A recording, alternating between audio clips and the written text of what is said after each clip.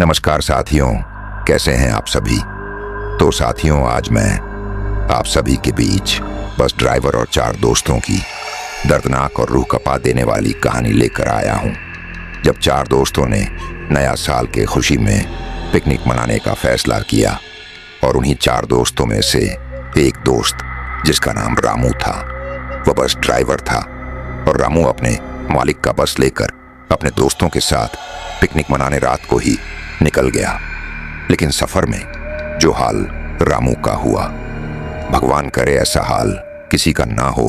तो साथियों, आखिर सफर में उन चारों दोस्तों के साथ ऐसा क्या हुआ, आइए जानते हैं इस कहानी में। कहानी शुरू करने से पहले आपसे छोटा सा रिक्वेस्ट है कि मैं आपके लिए ऐसे ही शानदार कहानियां लाता रहूं। इसके लिए बस एक छोटा सा सब्सक्राइब बटन दबा दें और इस कहानी को पूरा अंत तक सुने और डर के सफर में हमारे साथ मजा ले। तो साथियों, यह कहानी रामू और उनके तीन दोस्तों की है, तो यह कहानी रामू के पॉइंट ऑफ व्यू से सुनेंगे। तो साथियों, मैं हूं रामू। बात है 1 जनवरी 2025 की, जब नया साल के दिन मैं और हमारे तीन दोस्तों लकड़ी जलाकर ऐसे ही आग ताप रहे थे। तो साथियों, कहानी में आगे बढ़ने से पहले मैं आप सभी को बताते चलूं कि मेरे तीनों दोस्तों का नाम रमेश, गोपी और राकेश था। हम चारों बचपन के लंगोटिया यार थे। हम चारों में बहुत बनती थी। हम चारों एक दूसरे के सुख दुख में साथ देते थे। उस दिन रमेश मुझसे बोला, रामू, इस साल कुछ नया करते हैं। जो तुम्हारे मालिक का पुरानी बस है ना, जो कि हमेशा खड़ी रहती है, उसे अपने मालिक से पूछकर तुम ले आओ और हम चारों उसी से कालगढ़ चलेंगे। साथियों, कहानी में आगे बढ़ने से पहले मैं आप सभी को बताते चलूं कि कालगढ़ एक जंगल का नाम है। तो साथियों, राकेश और गोपी भी हाँ बोल दिए। मैंने बोला, ठीक है, देखते हैं, अगर मालिक बस देंगे तब ना। उसी समय मैं अपने मालिक के पास गया और मैं बस को मरम्मत कराने के बहाने मालिक से बोलकर बस लेकर अपने तीनों दोस्तों के पास आया। बस को देखकर मेरे तीनों दोस्तों ने खुश हो गए और हम चारों सभी सामान के साथ मस्ती करते हुए बस में बैठे। मैं बस ड्राइवर के सीट पर बैठ गया, क्योंकि सिर्फ मुझे ही बस चलाना आता था और हमारे तीनों दोस्तों ने गद्दी वाले सीट पर पीछे जाकर बैठ गए और हम चारों एक दूसरे से बहुत मस्ती कर रहे थे। तभी पीछे से राकेश बोला, रामू, कोई गाना बजाओ यार। मैंने पूछा, कौन सा गाना बजाऊं? गोपी बोला, मेरे महबूब कयामत होगी, आज रुसवा तेरी गलियों में मोहब्बत होगी, यही वाला बजाओ। मैंने बोला, वाह यार, क्या गाना है। मैंने इसी गाने को बजाने लगा। थोड़ी देर बाद एक कॉल आया। वह कॉल मेरी गर्लफ्रेंड की थी। मैंने कॉल उठाकर बोला, हाँ जानू, बोलो। उधर से मेरी गर्लफ्रेंड बोली, रामू कहाँ पर हो? मैं थोड़ी देर के लिए बस को रोक दिया और अपनी गर्लफ्रेंड से बात करने लगा। जानू, अभी मैं अपने दोस्तों के साथ पिकनिक पर जा रहा हूँ, मैं तुमसे बाद में बात करता हूँ। इतना बोलकर मैंने कॉल रख दिया। गोपी बोला, रामू, किसका कॉल था? मैंने बोला, मेरी गर्लफ्रेंड का था। मेरे तीनों दोस्तों ने मेरे गर्लफ्रेंड को लेकर मेरे साथ मजा लेने लगे।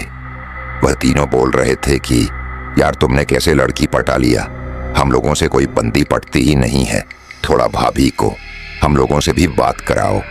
मैं उन तीनों को बोला, तुम सभी चुप रहो, ज्यादा मस्ती मत करो। मैं उन सभी को चुप कराकर बस को चालू किया और बस को चलाने लगा और हम सभी फिर से मस्ती करते हुए सफर में आगे बढ़ने लगे। उस समय करीब रात का 11 बज गया था। कालगढ़ पहुंचने में अभी बहुत समय लगती। हम सभी थोड़ी देर बस को रोककर आराम करना चाहे, लेकिन तभी अचानक सड़क के किनारे एक बैठी लड़की दिखी। लड़की अपना चेहरा नीचे छुपाकर बैठी थी और वह धीरे धीरे सिसक कर रो रही थी। मैंने अपने दोस्तों से बोला, यार देखो ना, इतनी रात को कोई लड़की सड़क के किनारे बैठी है। मुझे लग रहा है वह किसी परेशानी में है, हम सभी को उसके पास चलना चाहिए। तभी रमेश बोला, रामू, पागल जैसी बातें मत करो, इतनी रात को कोई लड़की सड़क के किनारे आकर नहीं बैठेगी। मुझे लग रहा है कि वह किसी का आत्मा है और वह हम सभी को बस से नीचे उतारना चाह रही है। रामू, तुम बस मत रोकना, तुम बस को आगे बढ़ाओ। मैंने बोला ठीक है, चलो आगे चलकर आराम कर लेंगे। और इतना बोलकर मैं बस को तेजी से आगे बढ़ाने लगा और वह लड़की देखी कि बस नहीं रुका तो वह फटाक से वहां से उठी और बस के साथ दौड़ने लगी। मैंने रमेश से बोला, यार तुम तो सही बोल रहा था, ये कोई लड़की नहीं है, ये तो एक छलावा है जो कि हम सभी को फंसाना चाह रही थी। रमेश, गोपी और राकेश से मैं बोला, तुम तीनों पीछे से आगे वाले सीट पर आ जाओ और बस के सभी खिड़कियां बंद कर दो। और मैं बस को और भी तेजी में आगे बढ़ाने लगा। वह लड़की कोई डायन से कम नहीं लग रही थी। वह लड़की इतना बस के साथ तेज दौड़ रही थी कि लग रहा था कि हवा में उड़ रही है। वह लड़की डरावनी आवाज में बोल रही थी कि बस रोको ड्राइवर, मुझे अपना घर जाना है। हमारे तीनों दोस्तों ने डर के वजह से अपना आंख और कान दोनों बंद कर लिए थे। वह लड़की बस को रोकने के लिए अपनी शक्ति का प्रयोग करने लगी। धीरे धीरे हवा तेज होने लगी।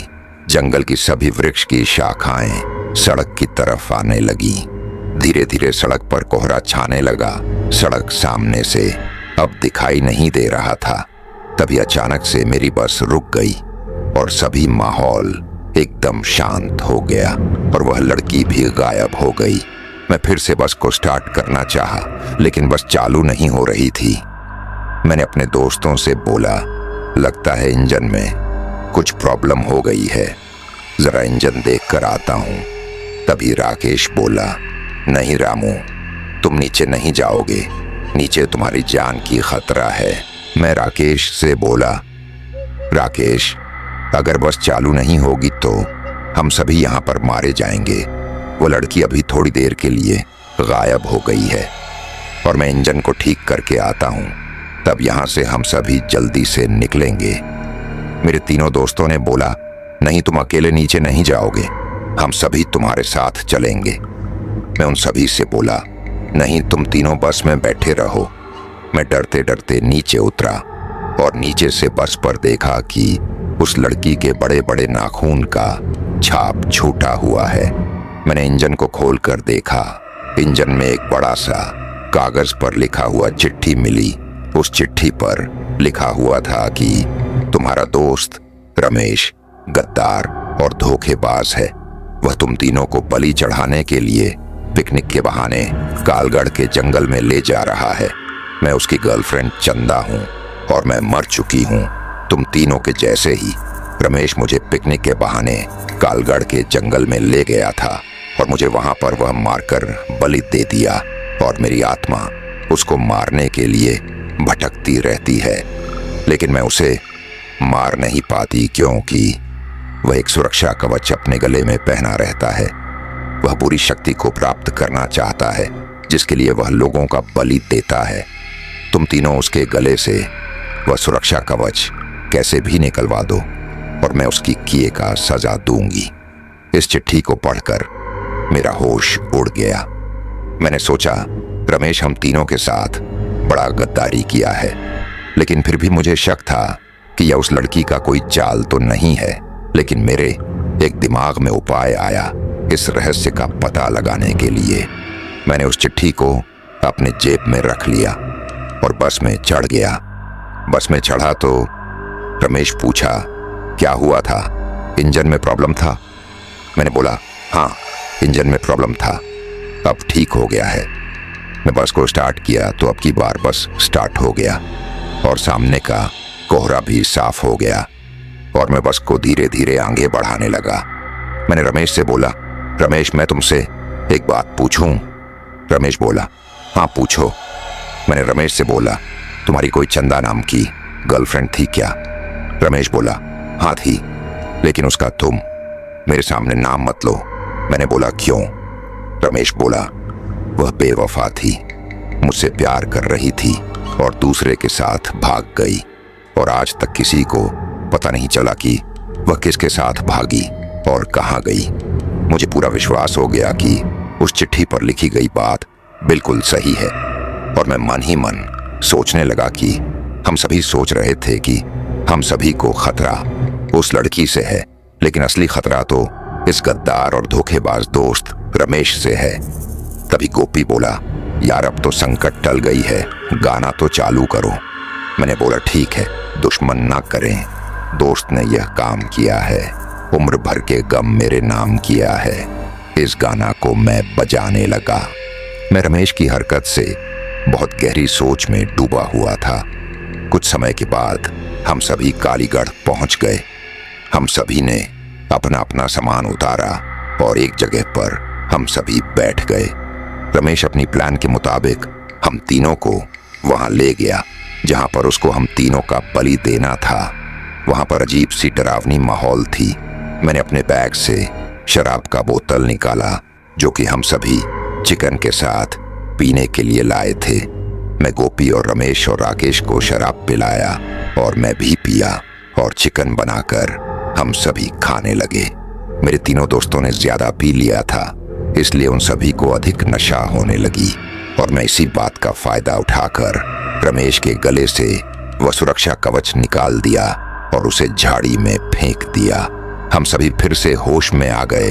अगले दिन अमावस की रात आने वाली थी और रमेश अमावस की रात को ही हम तीनों का बलि देने वाला था और उसके लिए वह अपने काम में भीड़ गया।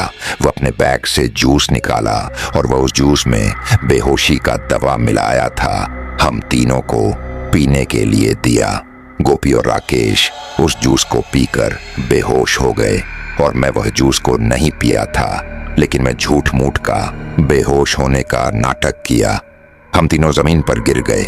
रमेश किसी से बोलने लगा, हे त्रिकाल पिशाच, आज मैं फिर से आपके चरणों में आया हूँ। आज मैं आपको 3 बलि देने वाला हूँ। इतना बोलकर रमेश बैठकर साधना करने लगा और उस समय माहौल एकदम बदल गई थी। हवा की सनसनाहट एकदम तेज हो गई। पेड़ की पत्तियां हवा की झोंके से उड़ने लगे, बादल गरजने लगे, बिजली चमकने लगी। रमेश की बाल हवा में लहरा रहे थे। कुछ देर के बाद रमेश एक पीपल के पेड़ के पास गया और उसके जड़ से मिट्टी खोदकर खून से सना एक लंबा तलवार निकाला और हम तीनों को घसीटकर उस पीपल के पेड़ के पास ले गया और तलवार तान कर बोला कि हे त्रिकाल पिशाच, मेरी बलि स्वीकार करो। तभी चंदा की साया आकर पीछे से रमेश की तलवार पकड़ लिया और मैं फटाक से उठकर खड़ा हो गया। रमेश चंदा की आत्मा को देखकर घबराते हुए बोला, तुम मुझे नहीं रोक सकती। वह अपना सुरक्षा कवच गले से निकालकर चंदा की आत्मा के सामने दिखाना चाहा, लेकिन उसके गले में सुरक्षा कवच नहीं थी। तभी मैंने बोला, वाह रमेश, क्या दोस्ती निभाई है। तुम बुरी शक्ति पाने के लिए अपने दोस्तों का बलि देना चाहा और तुम अपने चंदा गर्लफ्रेंड के बारे में हमसे झूठ बोला। जब मैं उस समय बस से नीचे उतरा था, उसी समय तुम्हारे हकीकत का पता चल गया था, जो कि चंदा की आत्मा ने मुझे एक चिट्ठी के माध्यम से बताया और मैं तुम्हारे गले से वह सुरक्षा कवच निकालकर फेंक दिया। अब तुम अपने किए का फल भुगतेगा।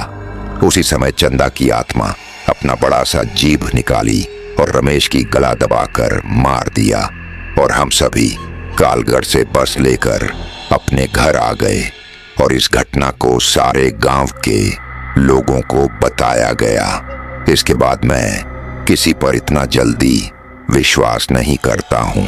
तो साथियों, यह कहानी आप सभी को कैसी लगी कमेंट में ज़रूर बताइएगा और आप सभी इस कहानी को कहाँ से सुन रहे हैं यह भी बताइएगा। तो साथियों, तब तक के लिए अलविदा।